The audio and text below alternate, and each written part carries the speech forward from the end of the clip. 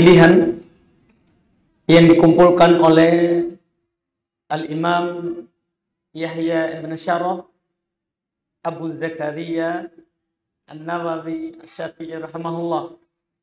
Kita pada malam hari ini masuk di hadits ke-25 yang beliau pilihkan dalam kitab Al-Arba'in An-Nawawiyah ini. Kata beliau rahimahullah, an Abi Dzarrin radhiyallahu ta'ala anhu qala anna nasan min ashabi Rasulillah qalu lin-nabi sallallahu alaihi wa alihi wasallam ya Rasulullah dhahaba ahlud dusur bil ujur yusallun kama nusalli wa yasumun kama nasumu wa yatasaddaquna bi fuduli amwalihim. Qala awalaysa qad ja'alallahu lakum ma tasaddaquna inna bi kulli tasbihatin sadaqah wa kulli takbiratin sadaqah wa kulli tahmidatin sadaqah wa kulli tahlilatin sadaqah wa amrun bil ma'rufi sadaqah wa nahyun an munkarin sadaqah wa fi bud'i ahadikum sadaqah. Qalu ya Rasulullah ayati ahaduna syahwatahu wa yakunu lahu fiha ajr. Qala ara'aytum law wada'aha fil haram akana alaihi wizrun fakadzalika idza wada'aha fil halal kana lahu ajrun. Rawahu Muslim. Kata beliau dari Abu Dzar radhiyallahu ta'ala anhu, beliau bercerita bahwasannya orang-orang, sekelompok orang dari sahabat Rasulullah radhiyallahu ta'ala anhum, mereka berkata kepada Nabi, wahai Rasulullah, orang-orang yang memiliki harta telah mendahului kami dengan pahala-pahala yang banyak. Mereka sholat seperti kami sholat, mereka berpuasa seperti kami berpuasa, dan mereka bersedekah dengan kelebihan harta mereka. Maka kata Nabi, bukankah Allah telah menjadikan untuk kalian yang bisa kalian bersedekah dengannya? Sesungguhnya setiap tasbih kita ucapkan subhanallah itu adalah sedekah. Setiap takbir Allahu Akbar itu adalah sedekah. Setiap tahmid alhamdulillah itu adalah sedekah. Setiap tahlil la ilaha illallah itu adalah sedekah. Mengajak kepada kebaikan itu adalah sedekah. Melarang dari kemungkaran itu adalah sedekah. Bahkan salah seorang dari kalian mendatangi istrinya itu adalah sedekah. Sampai para sahabat juga ketika itu berkata, wahai Rasulullah, apakah salah seorang dari kami mendatangi syahwatnya itu juga punya pahala? Kata Nabi, bagaimana kalau dia letakkan di yang haram? Apakah dia akan mendapat dosa? Itu pertanyaannya. Maka demikian pula kalau dia letakkan di yang halal, baginya pahala. Ini hadis riwayat Imam Muslim rahimahullah. Hadis ini beliau sampaikan kepada kita sebagai pilihan yang tentunya butuh kita pahami bahwa jangan sampai kita memahami seperti awalnya para sahabat. Mereka menyangka yang namanya bersedekah itu terbatas dengan harta. Itu sangkaan awalnya. Ketika seorang mengeluarkan isi kantongnya berupa harta, itu baru disebut bersedekah. Maka Nabi SAW meluruskan pemahaman itu. Yang nanti kita akan memahami bahwa sedekah itu tidak terbatas pada harta yang kita punya. Tapi bersedekah itu adalah banyak bentuknya. Dan dengan bentuk-bentuk ini yang akan dijelaskan oleh Nabi SAW menunjukkan bahwa semua orang bisa bersedekah. Walaupun kita tidak punya harta. Ini riwayat Imam Muslim, ini pendek. Saya akan bacakan riwayat panjangnya. Malah di Bukhari Muslim. Tapi dari Abu Hurairah. Kalau ini dari Abu Dar. Dan hadis ini banyak sahabat yang menceritakannya. Di sini yang belum pilihkan ini lafaz dari Abu Dar. Ada juga yang meriwayatkan dari sahabat Abu Darda. Ada Abdullah bin Umar. Ada Abdullah bin Abbas. Dan selainnya. Ada yang lebih lengkap dari ini adalah riwayat Bukhari Muslim dari Abu Hurairah. Jadi Abu Hurairah bercerita, anna fuqara al-muhajirin, disebutkan namanya.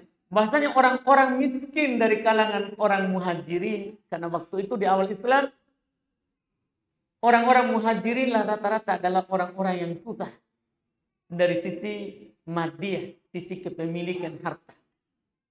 Disebabkan beberapa perkara. Pertama, kalau mereka datang dari Mekah, maka mereka boleh keluar dari Mekah dengan syarat tidak bawa apapun. Itu ketentuan orang musyrik. Jadi mereka keluar dari Mekah itu hanya bawa pakaian di badan. Itu syaratnya orang musyrik. Dia tidak bawa apapun yang dia punya. Sehingga kebanyakan mereka adalah miskin. Sementara orang-orang Ansor kan penduduk Madinah, penduduk setempat. Mereka ada kebunnya, ada pasarnya, mereka ada peternakannya. Maka kata Abu Hurairah, anna fuqara al-muhajirin, bahwasanya orang-orang miskin dari kalangan muhajirin atau nabiyah, mereka datang kepada Nabi. Faqalu, mereka berkata, dhahaba ahlud duthur bid-darajatil ula wan na'imil muqim. Ini lebih lengkap. Orang-orang memiliki harta, wahai Rasulullah, telah mendahului kami dengan derajat kedudukan yang tinggi dan kenikmatan yang selamanya. Ketika mereka mendengarkan bahwa sedekah itu meninggikan derajat, sedekah itu adalah sebab yang akan mendatangkan surga Allah bagi pelakunya, maka mereka katakan seperti itu. Ketika mereka bilang seperti itu, Rasulullah bertanya. Kalau tadi langsung, kalau ini bertanya, Pamada, apa itu? Kenapa bisa seperti itu? Kenapa orang-orang yang punya harta telah pergi dengan meninggalkan kalian dengan kedudukan yang tinggi, kenikmatan yang mukim? Apa itu? Mereka bercerita, yusallun kama nusalli. Mereka itu orang-orang kaya Rasulullah. Salat seperti kami, sama. Wa yasumun kama nasum. Mereka berpuasa seperti kami berpuasa. Kami sama dalam hal ini. Wa yatasaddaqun wa la natasaddaq. Ini bedanya. Mereka bisa bersedekah, kami tidak mampu. Kami tidak punya harta. Kami miskin. Wa ya'tikuna wa la na'tik. Mereka bisa membebaskan budak, sementara kami tidak bisa. Faqala Rasulullah, disinilah Rasulullah mengajarkan kepada mereka. Afala u'allimukum syai'an tudrikuna bihi man sabaqakum. Mau enggak saya ajarkan kepada kalian? Ya, kalian mengadukan tadi kalian tidak bisa seperti mereka orang kaya. Mau enggak saya ajarkan kepada kalian sesuatu yang kalian akan mendapati, bisa sejajar dengan mereka orang-orang kaya itu, yang telah mendahului kalian sebelumnya yang kalian ceritakan. Wa tasbiquna bihi man ba'dakum, dan kalian juga akan melombai nanti orang yang datang setelah kalian. Wala yakunu ahadun afdal minkum, sampai kata Nabi, tidak ada seorang pun nanti yang lebih utama daripada kalian. Illa, kecuali man sona mitla man sona, kecuali yang mau melakukan seperti yang kalian lakukan. Jadi ini keutamaan ini, tidak ada yang bisa mengalahkan kalian kecuali dia melakukan seperti itu juga. Kalau kata para sahabat tadi, bala ya Rasulullah, tentunya iya wahai Rasulullah, kami ingin dikasih tahu. Sekarang Nabi ajarkan. Kata beliau, tusabbihuna wa tukabbiruna wa tuhammiduna dubura kulli salatin salasan wa salatina marrah. Kamu bertasbih, mengucapkan subhanallah. Kamu bertakbir, mengucapkan Allahu Akbar. Kamu bertahmid, mengucapkan alhamdulillah. Di setiap setelah sholat. Masing-masing 33 kali. Ini diajarkan. Ketika mendengarkan ini, para sahabat yang tadi miskin, yang tidak punya harta untuk bersedekah, mereka sangat berbahagia. Ternyata ada juga yang bisa kita lakukan. Bahkan kita bisa lebih utama dari mereka. Akhirnya mereka kembali. Abu Hurairah bercerita, faraja fuqara'il muhajirin. Kembali mereka. Tapi ternyata tadi itu sampai ke telinganya orang kaya juga. Sampai lagi masalah. Akhirnya orang kaya juga berzikir setelah sholat 5 waktu. Sekarang mereka lagi melakukan hal itu. Kembali lagi muhajirin ke Rasulullah. Dia berkata, Sami'a ikhwanuna ahlul amwal. Saudara-saudara kami pemilik harta yang kaya. Mendengarkan itu yang kau ajarkan kepada kami. Bima fa'alna fa'alu mitla. Mereka juga melakukan seperti yang kami lakukan.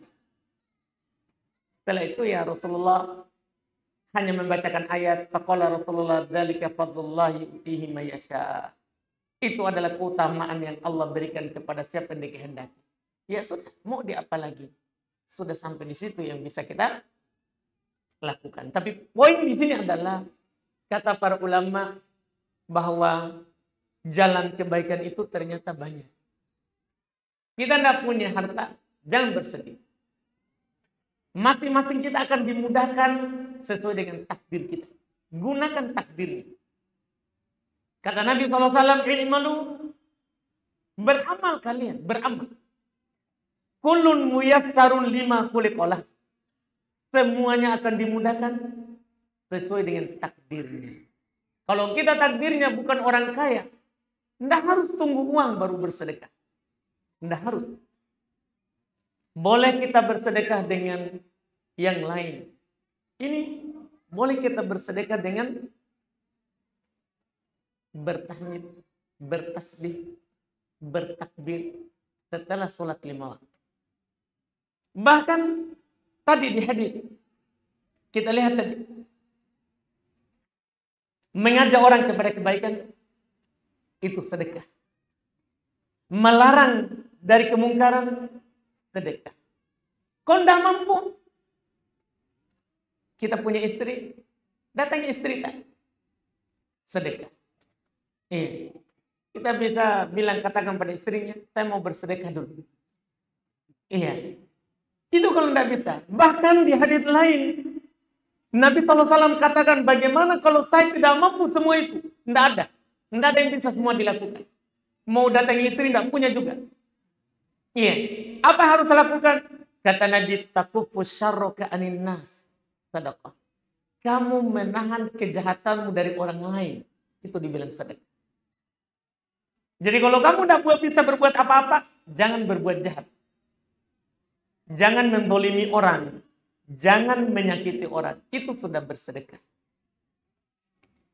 Makanya dalam sebagian riwayat Imam Muslim, Nabi kita Muhammad SAW katakan, kullu ma'rufin sadaqah. Itu kesimpulan. Setiap kebaikan itu sedekah.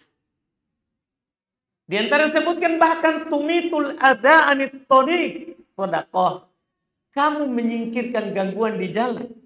Sedekah. Ada gangguan, kamu singkirkan. Sedekah. Itu adalah sedekah. Kata Nabi SAW. Dan juga Nabi juga pernah mengatakan inna minas shadaqah, termasuk dari bersedekah, antu sallima 'alan nas wa anta tolikul wajhi. Masya Allah.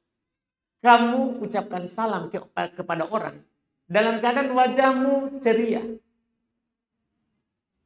tersenyum, wajah Sebagai orang ada yang salam, assalamualaikum, tapi kecut. Iya, iya dingin sekali begitu sih orang bilang sekarang. Salam jawab salam, iya, enggak ada ekspresinya, enggak. Kamu salam, kemudian wajahmu ceria, menggambarkan kebahagiaan, itu juga bersedekah. Bersedekah. Dan ada asar dari Mu'ad, kata beliau, ta'limul ilmi liman la ya'lamu sadaqah. Kamu mengajarkan sesuatu kepada orang yang tidak tahu, sedekah. Antum status ayat, status hadis, terus ada orang baca, akhirnya orang tahu, sedekah. Sekarang orang rata-rata di HP-nya ada data internetnya. Ya, tidak perlu kita banyak uang baru apa? Sedekah. Bahkan dalam riwayat dari Nabi kita Muhammad sallallahu alaihi wasallam, dan ini kita sebutkan karena ini sangat bagus sekali, yang dikeluarkan oleh Imam At-Tirmidzi rahimahullah. Nabi SAW sebutkan dari Abu Dar juga, dari sedekah yang tidak ada tadi di riwayat Imam Muslim. Tabassumuka fi wajhi akhika laka sadaqah. Kamu senyum ketika berjumpa dengan temanmu, itu sudah sedekah. Itu sudah bersedekah. Wa amruka bil ma'rufi sadaqah. Ini tadi sudah ada. Kamu mengajak kepada kebaikan, sedekah. Wa nahyuka 'anil munkar, sedekah. Kamu melarang dari kemungkaran, sedekah. Wa irsaduka rajul fi ardid dolal, laka sedekah.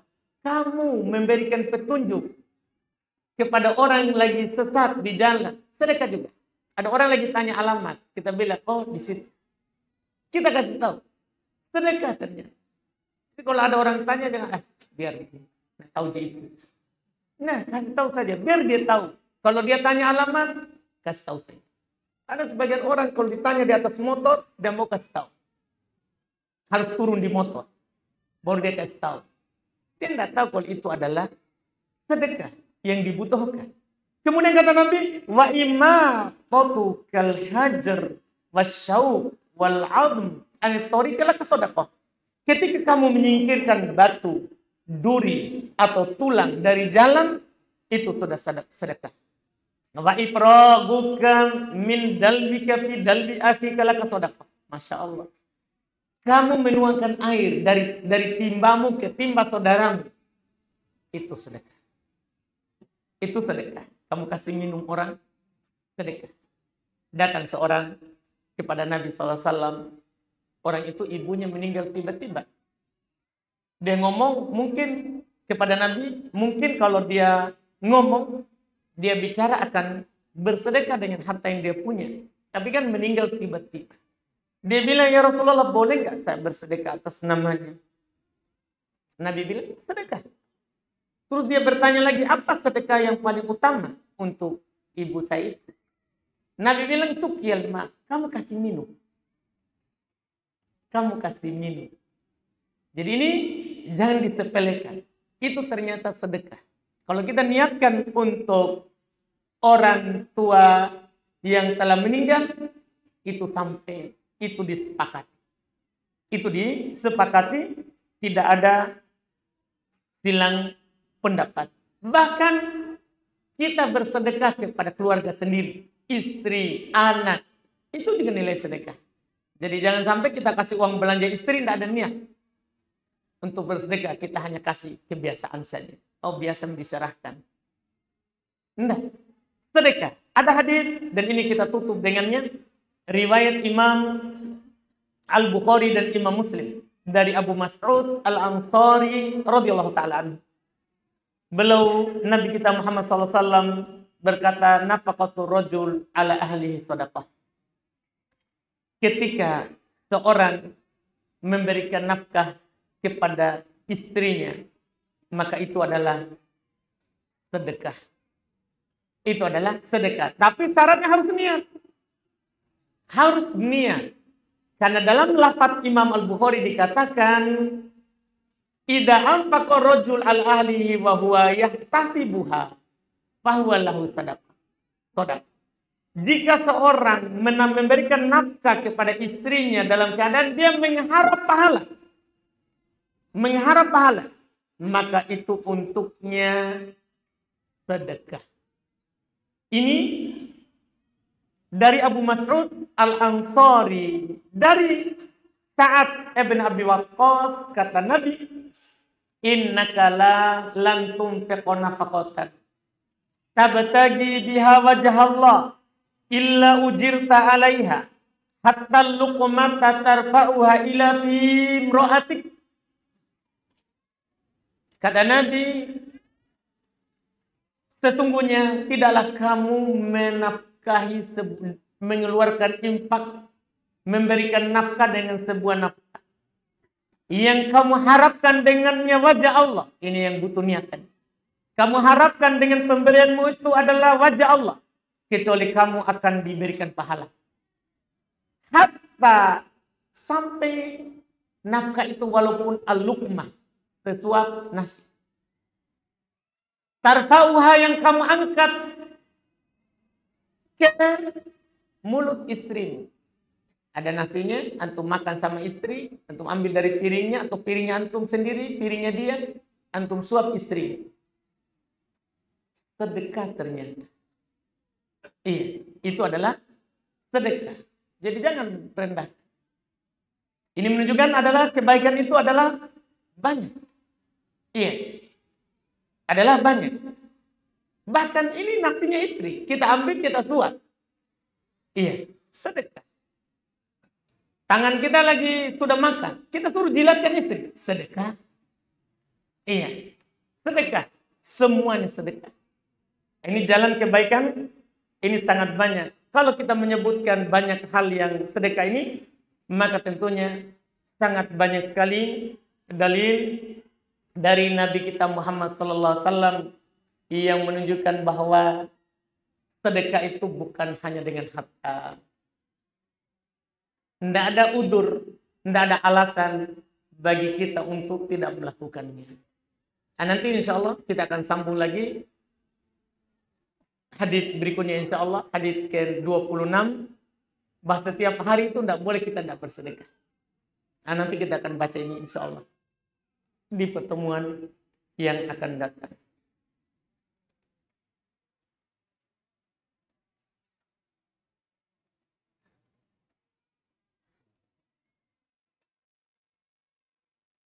Apakah berkata atas nama Allah tanpa ilmu lebih besar dosanya daripada dosa syirik? Iya, lebih besar. Iya, lebih besar dosanya berkata atas nama Allah tanpa ilmu daripada yang namanya syirik. Karena ketika Allah mengurut dosa-dosa dari dosa besar, innama harrama rabbuka ya al-fawahish ma dhahara minha wa ma batan. Ketika Allah mengurut dosa-dosa besar, maka tingkatan berkata di atas nama Allah tanpa ilmu itu lebih tinggi daripada syirik. Lebih tinggi daripada syirik. Apakah dikhususkan membaca surat Al-Mulk di waktu mau tidur malam?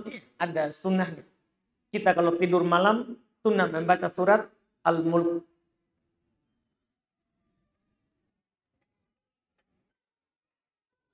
Bagaimana pandangan syariat tentang pemakaian mesin pompa air dari sumber air dari PDAM?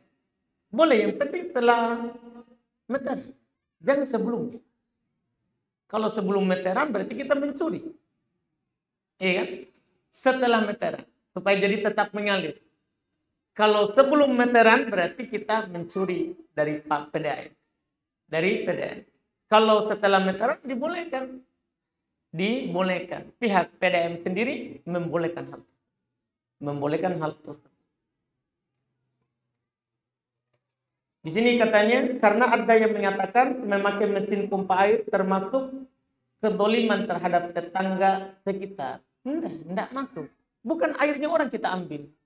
Itu kan airnya PDAM, airnya pemerintah. Airnya pemerintah yang kita ambil.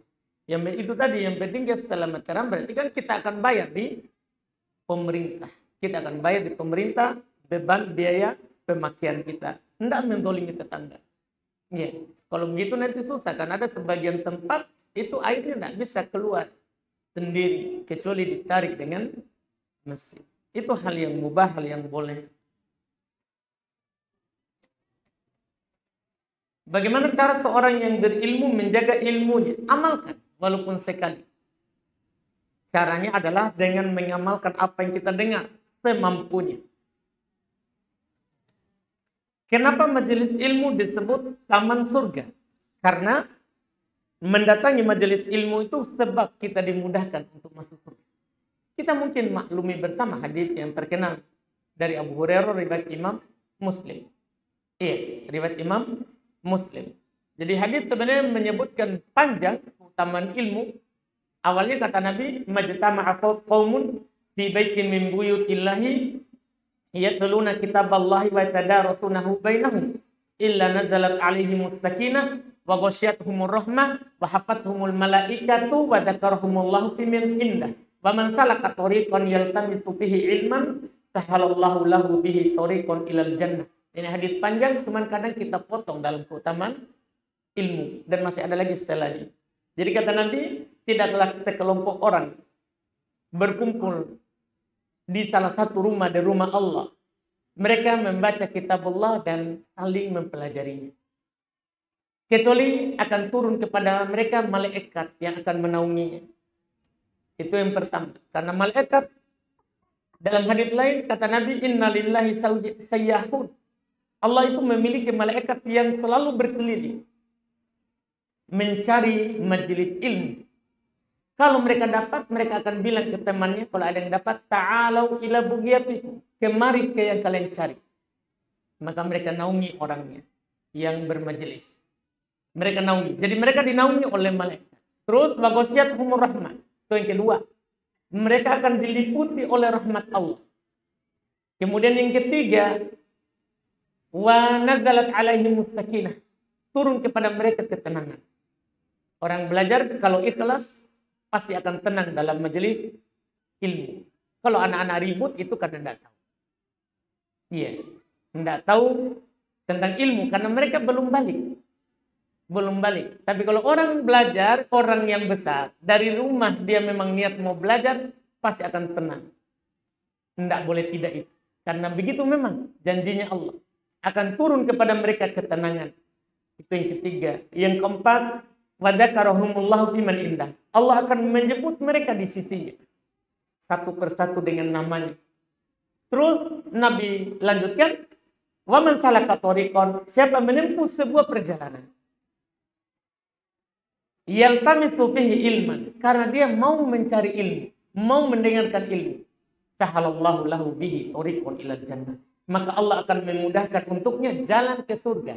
Maka dibilang pergi belajar, pergi ke taman surga.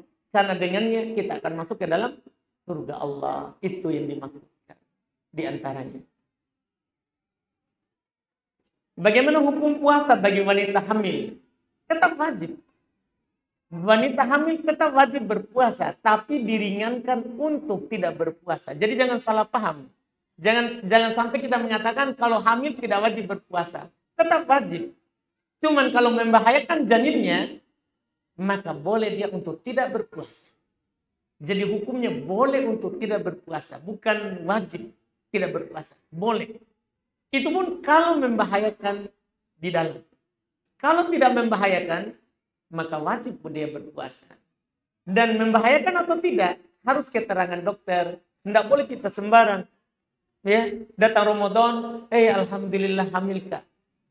Nah, harus ada keterangan dokter. Sekarang banyak perempuan bermudahan, hamil langsung merdeka. Tidak boleh, karena puasa itu wajib bagi perempuan hamil. Bagi perempuan hamil, bagi perempuan menyusui. Wajib. Cuman kalau membahayakan bayinya, boleh dia tidak berpuasa.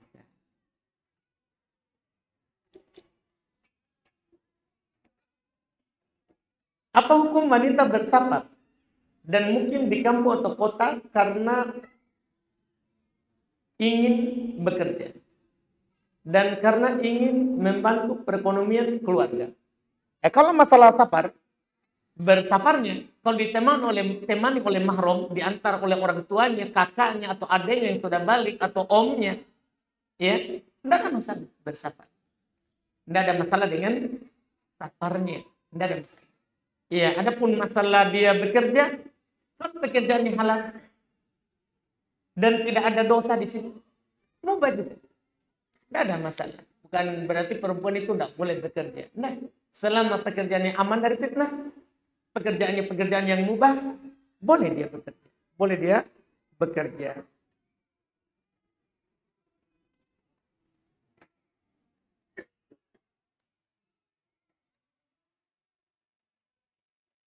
Izin bertanya, Ustadz, bisa dijelaskan secara singkat mengenai hadis yang berisi jauhilah penyakit kusta.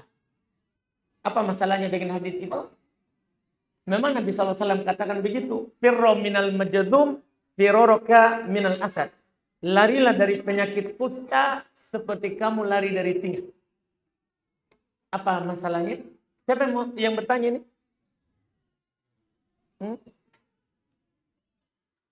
Siapa yang bertanya? Saya hari ini lupa bawa hadiah. Masya Allah. Itu bapak yang berdiri duduk dulu di tiang yang saya janjikan hadiah sudah meninggal ternyata. Rahimahullah. Iya, yang duduk di situ yang saya janjikan hadiah. Terus pekan lalu saya tanya, mana itu bapak? Ada yang bilang mungkin meninggal. Meninggal betul lah. Takdirnya. Nanti hadiahnya. Apa hadiahnya kemarin waktu kita janji? Buku apa? Buku umroh. Utangku itu berarti ya, nanti dibayar. Kasih keluarganya. Siapa yang kenal itu keluarganya bapak? Kita kenal. Nanti kita kasih. Masya Allah.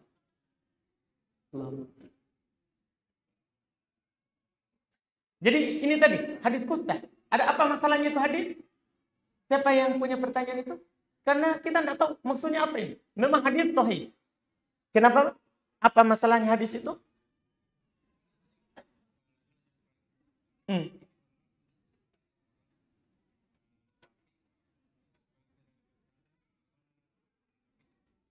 Baik, alhamdulillah.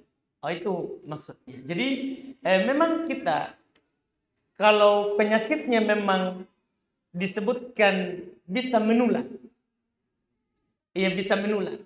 Maka kita diperintahkan untuk lari. Cuman ternyata bukan karena menularnya. Bukan. Jangan sampai pikiran tak yang menular. Maksudnya jangan sampai kita nanti berkeyakinan kita sakit karena kita dekat orang sakit. Itu maksudnya daripada hadis itu. Itu maksudnya. Karena ketika Nabi SAW ditanyakan tentang hal itu, bahwa ada penyakit yang menular, Nabi malah balik bertanya, man ha'adal awal? Siapa yang menularkan itu yang pertama? Kan itu kata Nabi. Di hadis lain kata Nabi, la adwa. Tidak ada penyakit yang menular. Tapi kenapa kita disuruh lari? Supaya nanti kita tidak berkeyakinan bahwa saya sakit karena dekat sama orang sakit. Pulang dari Masjid Sudirman, tiba-tiba batuk. Ini karena orang tadi batuk di sampingku. Tidak, itu takdir. Cuman kita disuruh menghindar kalau kita tidak punya keyakinan yang bagus. Iya, karena dalam syariat kita, ketika kita tidak punya keyakinan yang baik dengan tentang takdir, kita kadang dilarang untuk melakukan sesuatu. Kemudian nanti kalau kita punya keyakinan yang baik, tidak ada masalah. Karena memang dalam syariat Islam tidak ada penyakit menular. Itu secara kesehatan itu yang mereka menular. Itu secara kesehatan. Yang benarnya tidak menular. Cuman kenapa disuruh lari? Supaya keyakinannya tidak terjangkiti dengan yang salah. Seperti itu, Pak.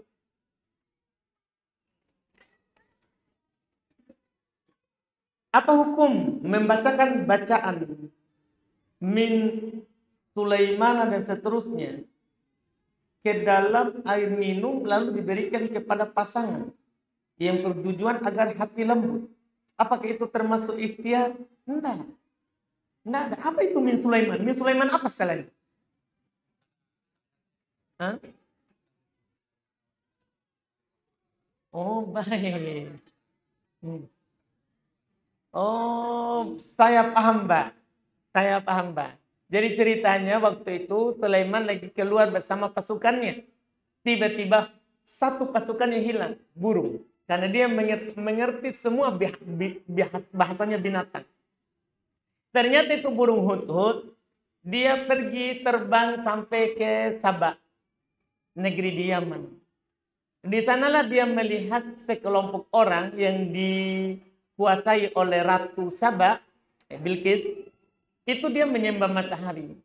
Datanglah dia kasih tahu Sulaiman, saya punya berita bahwa kamu tidak tahu ada di sana orang menyembah matahari. Akhirnya Nabi Sulaiman kirimlah surat. Suratnya adalah min Sulaiman innahu bismillahirrahmanirrahim. Di situ tidak perlu min Sulaiman. Jadi dia berdalil ini cocologi. Kalau kita baca ini maka hati perempuan akan takluk. Karena di situ Ratu Bilqis langsung. Bukan, Ratu Bilqis itu tidak jatuh hati kepada Sulaiman saat itu. Tidak. Jadi salah pendalilan. Jadi ketika dikirim itu surat, ajakan untuk masuk Islam. Kalau tidak saya akan perang. Saya akan datang menyerangmu. Akhirnya Ratu Bilqis itu bermusyawarah dengan menterinya. Gimana ini? Bahwa orang ini kalau menyerang, maka kita akan hancur. Karena dia punya pasukan tidak ada yang semisal dengannya. Dia punya pasukan jin, manusia, hewan. Karena dia tahu semua bahasanya. Maka Ratu Bilqis, para menterinya bilang, perkaranya ada di tanganmu. Kamu mau, kita kuat. Kita juga orang kuat. Ya, kalau kamu mau, kita perang. Maka Ratu Bilqis waktu itu mengatakan, coba kita kirim dulu hadiah. Cepat tahu dia mau menerima hadiah dan tidak mau menyerang kita untuk berdamai. Tapi Nabi Sulaiman bilang, saya lebih kaya daripada itu. Akhirnya dikirim kembali hadiahnya, tunggu kami akan datang ke sini. Kalau tidak kamu harus datang ke sini. Nah, dia datang ke Raja Sulaiman, datang sana. Di situ baru dia takjub terhadap kekuasaannya Sulaiman. Ini orang tidak butuh apa-apa.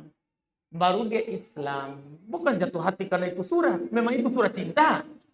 Itu surat ajakan ke Islam. Untuk masuk Islam, isinya awalnya Bismillahirrahmanirrahim. Pendalilannya kalau tulis surat pakai Bismillah. Bukan kalau tulis surat cinta dari Sulaiman. Memangnya kita Sulaiman? Salah lagi. Tidak ada hubungannya. Iya, cocologi saja. Kalau mau istri cinta kepada kita, banyak hal yang bisa dilakukan. Tidak harus kita sampai baca begitu baru suruh minum. Iya. Tidak harus, banyak hal lain bisa kita lakukan.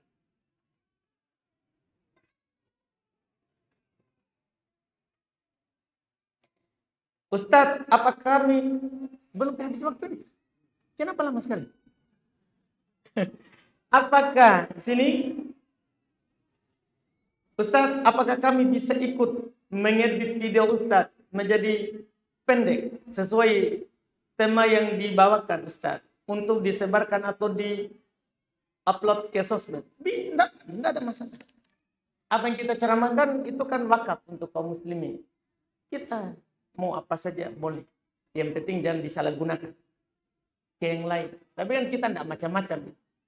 Iya, tidak ada masalah. Boleh. Kalau kita berceramah itu sudah wakaf. Mau kita jual urusan tak? Mau kita sebarkan, tidak apa-apa. Alhamdulillah. Dalam koin kefailih, orang yang mengajak orang lain kepada kebaikan, maka sama dengan pelakunya. Ya, sama dengan pelakunya. Tunjukkan saja. Kalau memang kita melihat itu berguna, itu bermanfaat, alhamdulillah. Dan kalau kita tidak sandarkan juga kepada saya, tidak ada masalah. Tidak ada masalah.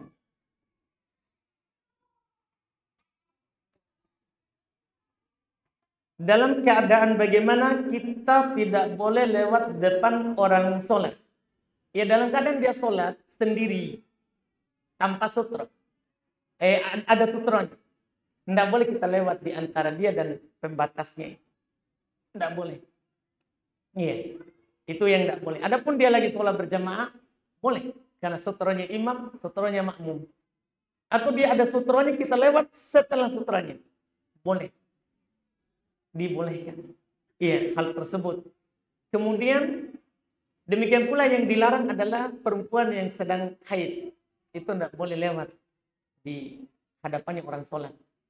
Terus untuk lewat di hadapan itu, untuk yang tidak pakai sutra, tidak pakai pembatas, boleh setelah yang jauh dari jangkauan tangannya, itu dibolehkan lewat. Dari jauh dari jangkauan tangannya, itu dibolehkan lewat.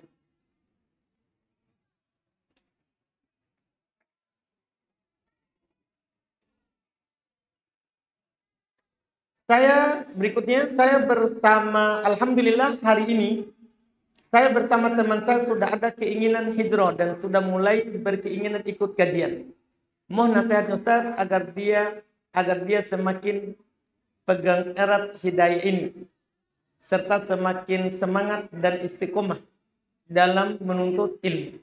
Baik, ketika kita diberikan hidayah, cinta kepada kebaikan, maka itu adalah sebuah nikmat. Tentunya harus kita sadari.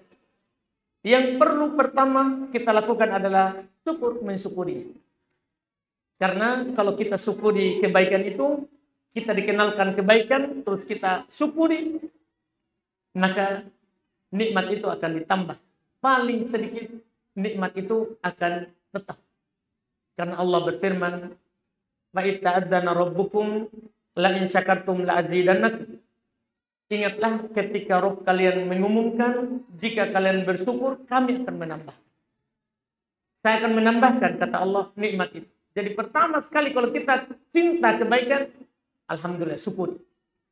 Kemudian yang kedua setelah itu adalah semangat di atas apa yang bermanfaat. Kata Nabi, ihrid ala ma yanfa'uk.